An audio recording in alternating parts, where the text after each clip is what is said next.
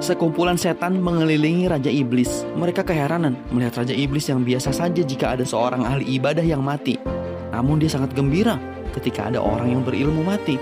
Lalu salah satu dari kumpulan setan yang ada di sana memberanikan diri untuk bertanya kepada sang Raja Iblis, "Tuanku, mengapa engkau nampak biasa saja jika ada seorang ahli ibadah yang mati? Namun engkau sangat gembira jika ada seorang yang berilmu mati.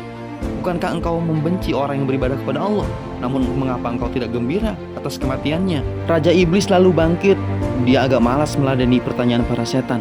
Lalu dia berkata, "Jika kalian ingin tahu jawabannya, maka temuilah ahli ibadah dan tanyakan kepadanya, apakah Allah mampu membuat dunia di dalam telur? Setelah itu perhatikan jawabannya. Lalu jika sudah, dekatilah orang berilmu dan ajukan pertanyaan yang sama, dan perhatikanlah jawabannya.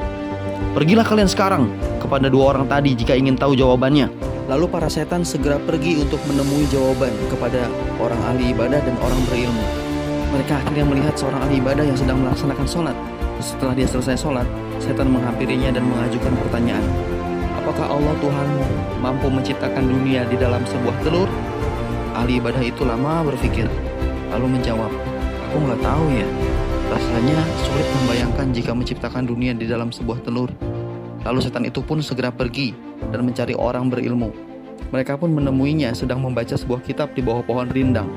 Lalu salah satu dari setan itu menghampiri dan mengajukan pertanyaan yang sama, "Bisakah Tuhanmu Allah menciptakan dunia di dalam sebuah telur?" Orang berilmu itu segera menjawab, "Tentu saja bisa. Nggak ada yang sulit bagi Allah. Kalau dia berkehendak, maka dia tinggal bilang, kun, fayakun. Jadi, maka jadilah. Tidak ada yang sulit buat Allah." Lalu kawanan setan itu pun pergi untuk melaporkan hasil jawaban orang ahli ibadah dan orang berilmu tadi. Setelah para setan itu berkumpul, iblis yang sudah tahu jawabannya berkata kepada para setan itu, "Sekarang kalian tahu kan mengapa aku lebih suka orang berilmu yang mati daripada ahli ibadah?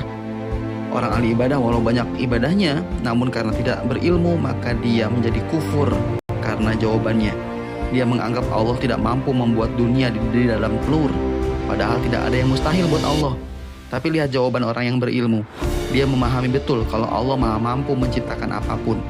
Makanya aku senang jika ada orang berilmu mati. Karena orang yang berilmu bisa mengajarkan manusia untuk mengenal Allah dan membimbing manusia lainnya agar tidak tersesat." Akhirnya para setan tahu bahwa orang berilmu lebih berbahaya untuk mereka daripada sekadar orang yang ahli ibadah. Yuk kita semangat menuntut ilmu agar ibadah kita diterima, juga dimudahkan oleh Allah jalan menuju surga, serta iblis menjadi takut sama kita. Bukan sebaliknya, kita yang takut sama iblis ya.